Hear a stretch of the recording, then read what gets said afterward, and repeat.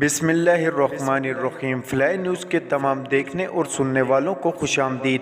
اگر آپ ہمارے چینل پر نئے ہیں تو سب سے پہلے چینل کو سبسکرائب کر دیں اور بیل آئیکن کو پریس کر دیں اور ہماری ویڈیو کو پورا دیکھیں تاکہ دنیا کی معلومات سے آپ باخبر رہ سکیں۔ آئے بڑھتے ہیں خبروں کی جانب۔ Chairman Pakistan Tehreek Insaf P T I کی رہائش گاہ والے علاقے زمان پارک میں ضلعی انتظامیہ اور پولیس نے آپریشن کلین اپ کر کے مکمل طور پر کنٹرول حاصل کر لیا۔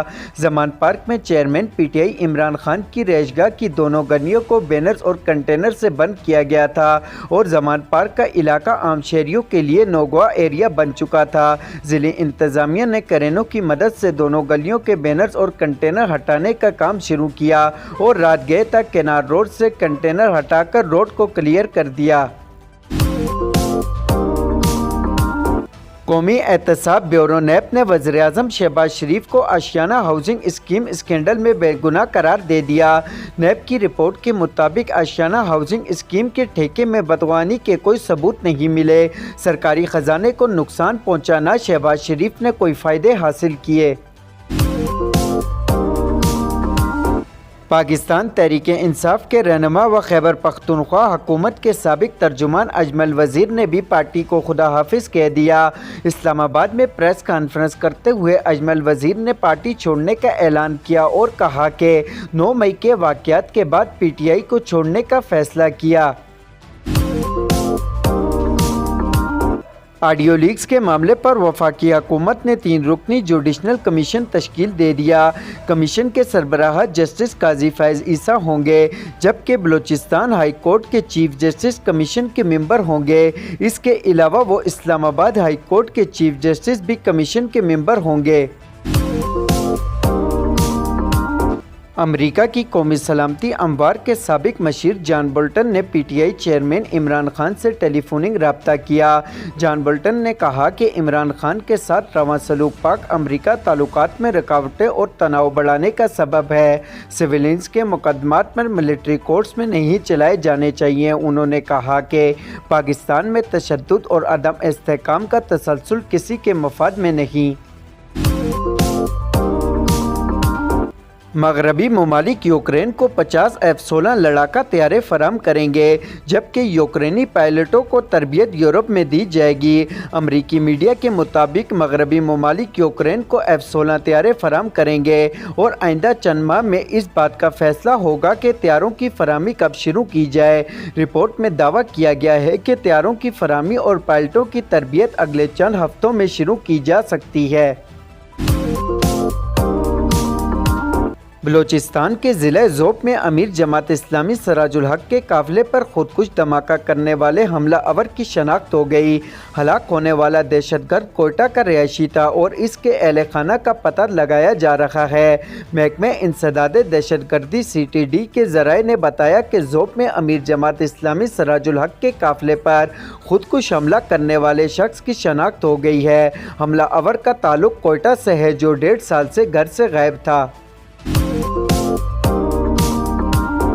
سیالکوٹ میں اینٹی کرپشن پولیس نے پاکستان تحریک انصاف کے رہنما عثمان ڈار کے بھائی عامر ڈار کو گرفتار کر لیا۔ پولیس کے مطابق مقدمہ ترقیاتی کاموں میں کروڑوں روپے خرچ بر کے الزام میں درج کیا گیا جس میں عثمان ڈار سمیت ان کے 2 بھائی عامر ڈار اور عمر ڈار نامزد ہیں۔ پولیس کا کہنا تھا کہ تینوں بھائی 18 مئی تک عبوری ضمانت پر تھے اور 18 مئی کو اینٹی کرپشن عدالت سے ضمانتیں خارج ہو گئی تھی۔ اینٹی کرپشن پولیس نے عثمان ڈار کے بھائی عامر ڈار کو گرفتار کر لیا۔ ایرانی صدر ابراہیم رئیسی نے کہا کہ ایران نے سعودی عرب کو کبھی بھی اپنا دشمن نہیں سمجھا۔ عرب میڈیا کے مطابق جمعرات کو ایرانی صدر ابراہیم رئیسی نے ایک بیان میں کہا کہ ایران نے کبھی بھی سعودی عرب کو اپنا دشمن نہیں سمجھا۔ اسلامی جمہوریہ ایران کے قوانین کے مطابق اہم حکومت اسرائیل کو عالم اسلام کو مشترکہ دشمن سمجھتے ہیں۔ واضح رہے کہ رواں سال مارچ میں سعودی عرب اور ایران نے اعلان کیا تھا کہ وہ 7 سال کے بغیر رسمی تعلقات کے بعد سفارتی تعلقات بحال کرنے کے لیے چین کی ثالثی میں ایک معاہدے پر پہنچ گئے ہیں۔ लंदन में साबिक वज़ीर-ए-आज़म नवाज शरीफ के नाम पर नामालूम अफराद ने चौथी गाड़ी भी रजिस्टर करा ली। सिटी ऑफ लंदन पुलिस साजिश करने वाले तक पहुंचने के लिए तहकीकात में मसरूफ़ है। ताहम अब चौथी गाड़ी भी नवाज शरीफ के नाम पर रजिस्टर करा ली गई है। नवाज शरीफ लंदन ऑफिस के मुताबिक गाड़ियां नवाज शरीफ के नाम पर रजिस्टर कराने का मकसद जराइम करके ताल्लुक़ नवाज शरीफ से जोड़ना हो सकता है। लंदन ऑफिस का कहना है कि नवाज शरीफ के नाम पर रजिस्टर गाड़ियों को दहशतगर्दी, धोखाधड़ी और मुजरमाना कार्रवाइयों के लिए इस्तेमाल किया जा सकता है। सऊदी अरब के शहर जद्दा में जारी 32वां अरब लीग सरबराही इजलास इख्तिताम पजीर हो गया। शुरा ने फ़लस्तीन पर इसराइली कब्ज़े को अरब दुनिया का बुनियादी मसला करार दे दिया। अरब लीग सरबराही इजलास के अलामिये में कहा गया है कि तमाम रुकन ममालिक ने सिक्योरिटी और इस्तेहकाम के लिए मजबूत इत्तफाक कायम करने का फैसला किया। जद्दा एलामिये के मुताबिक इजलास के दौरान तमाम अरकान ने मुतफ़क्का तौर पर फ़लस्तीन इसराइल तनाज़े को बुनियादी मसला करार देते हुए 1967 के बाद इसराइल के ज़ेर कब्ज़ा इलाकों पर फ़लस्तीन की हतमी हक़ को तस्लीम करने पर जोर दिया।